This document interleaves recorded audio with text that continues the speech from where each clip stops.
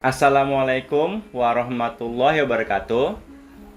Jadi pada video kali ini saya mau ngebedah paper terkait bankruptcy atau kebangkrutan dan Altman model.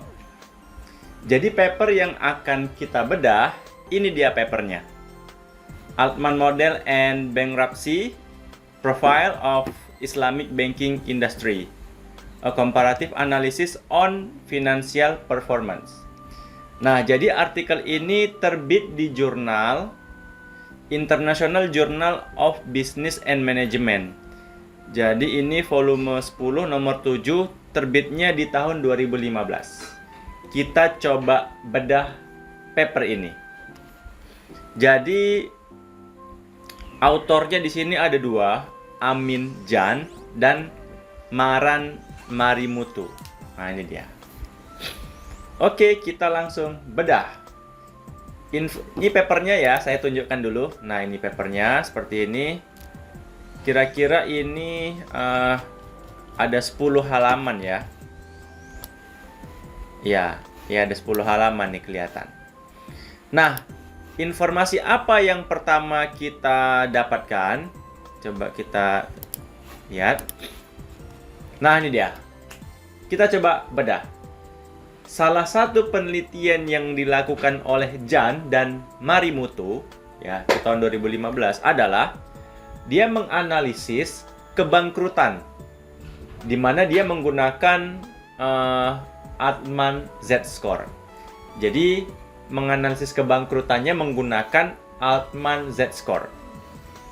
Nah, dia yang dianalisis adalah Islamic Bank atau Bank Islam dari 5 negara.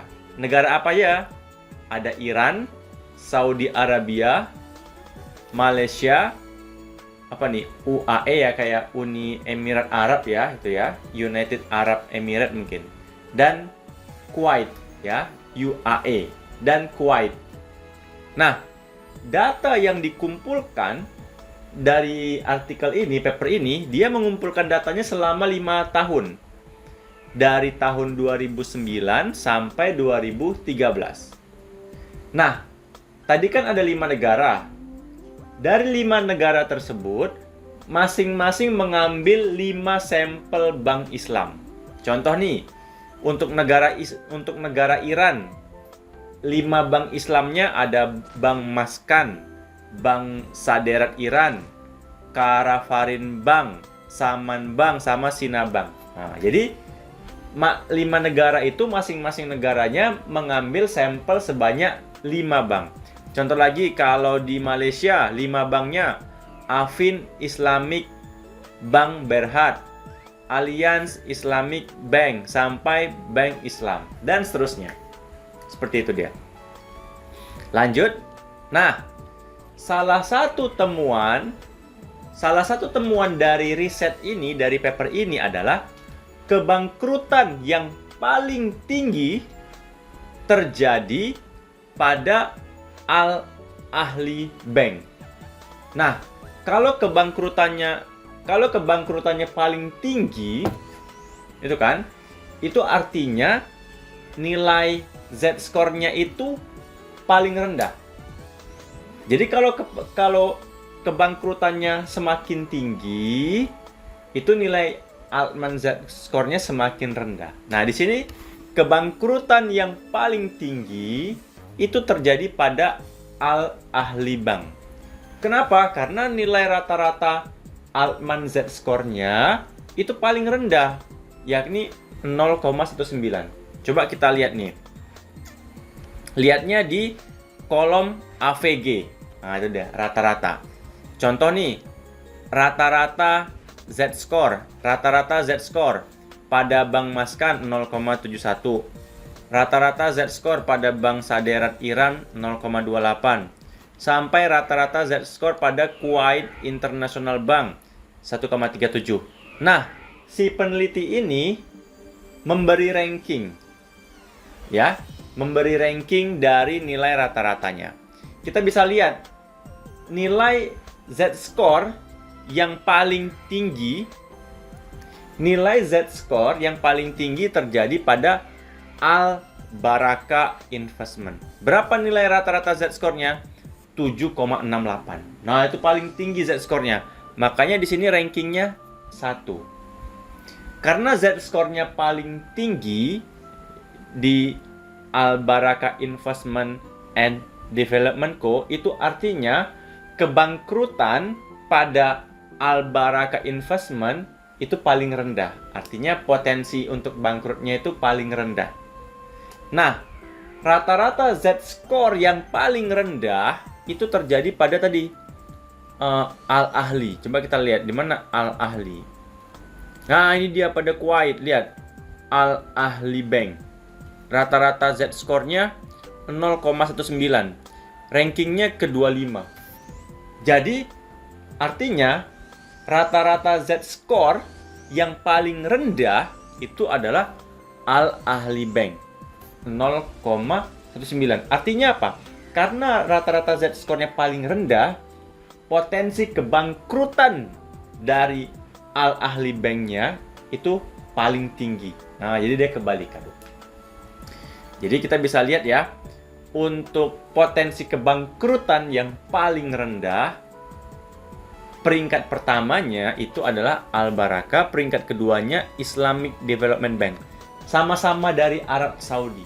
Jadi di Arab Saudi ada dua bank, posisi satu sama posisi kedua, yang potensi kebangkrutannya paling rendah. Nah, itu dia. Inilah temuannya kira-kira. Jadi di sini menggunakan pendekatan Z-score untuk menganalisis kebangkrutan. Mana yang paling tinggi potensi kebangkrutannya, mana yang paling rendah potensi kebangkrutannya. Lanjut. Nah, di paper tadi ada abstrak. Nah, coba kita bedah abstraknya. Ini kan ada abstrak nih. Nah, ini dia. Ini kan ada abstrak ya. Coba kita lihat, bedah. From the selected sample, dari sampel-sampel yang dipilih, bank Islam Arab Saudi, ini kan? Ini dia. Nah, ini kan? Bank Islam Arab Saudi are found less. Nah, ditemukan resiko bangkrutnya itu terendah, ya kan? Less bankrupt. Jadi potensi kebangkrutan pada beberapa bank-bank di Arab Saudi itu rendah. Nah, itu dia. However, Malaysian Islamic Bank are found more bankrupt tuh.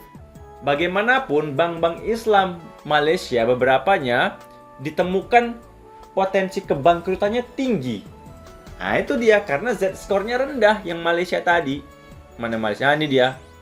Posisinya nih menempati urutan 20, 21, 22, 23. Urutannya itu semakin besar dia, seperti itu. Artinya potensi kebangkrutannya pun semakin besar, seperti itu dia. Lanjut nih dia kan. Kembali ke abstrak tadi. Jadi di abstrak itu dikatakan salah satu temuannya, sampel bank di Arab Saudi kurang bangkrut. Nah, potensi kebangkrutannya itu rendah, ya. Dan diketahui juga dua bank Islam Arab Saudi tadi menempati posisi peringkat 2 teratas dari daftar ranking Z-score-nya. Itu dia.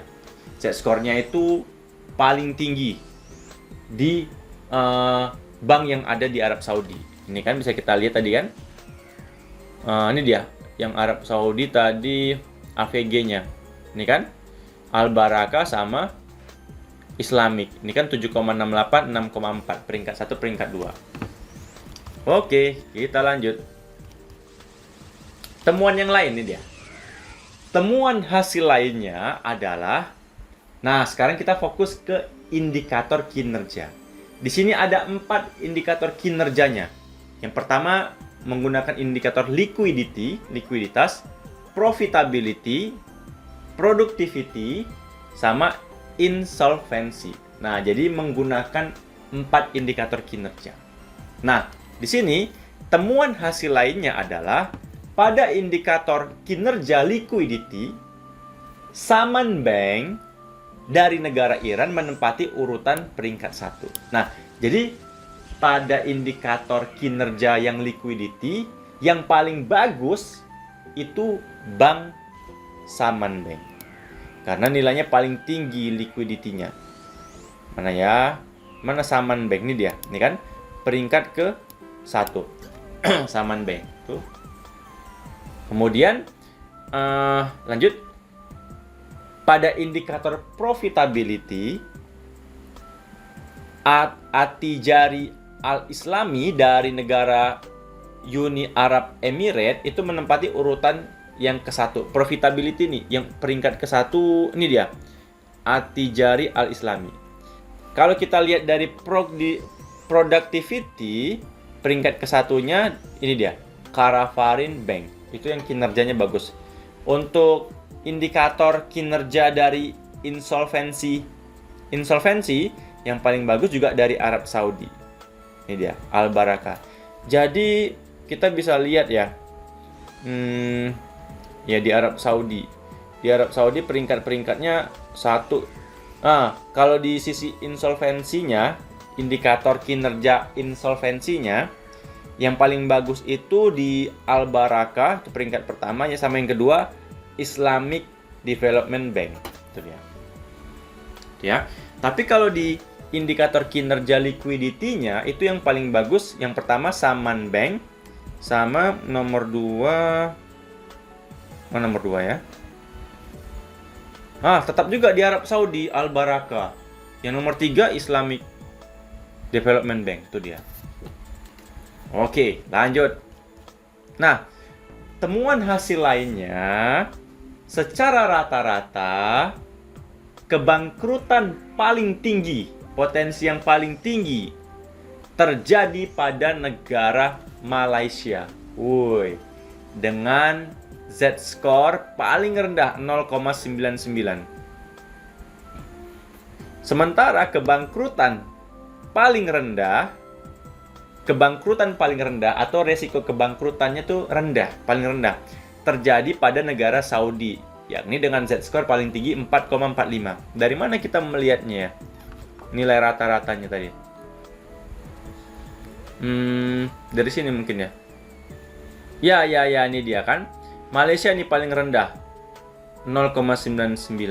Sementara Saudi 4,45. Nah, jadi hebat juga ya.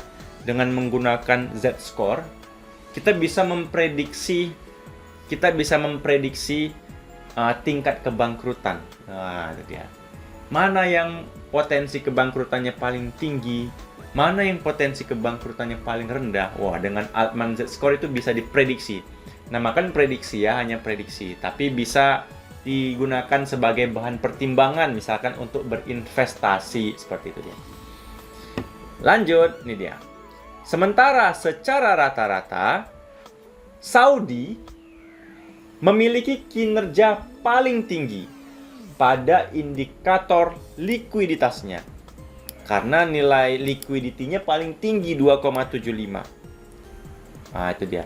Dan insolvensi 1,48. Jadi gini. Jadi pada indikator kinerja liquidity dan indikator kinerja insolvensi itu yang paling bagus pada negara Saudi. Karena kalau liquidity yang paling tinggi Saudi 2,75. Kalau insolvensi yang paling tinggi juga Saudi 1,48. Tapi kalau profitability yang paling bagus itu Kuwait. Sementara kalau pada indikator kinerja productivity yang paling bagus adalah ini dia, Iran. Kalau kita lihat Malaysia rendah ya, 0,49 liquidity-nya, profitability 0,02, productivity juga paling rendah 0,11, insolvensinya juga paling rendah 0,35, seperti itu dia. Jadi memang bank di Saudi ini tingkat kebangkrutannya itu paling rendah. Ya baguslah, seperti itu dia. Oke teman-teman, demikian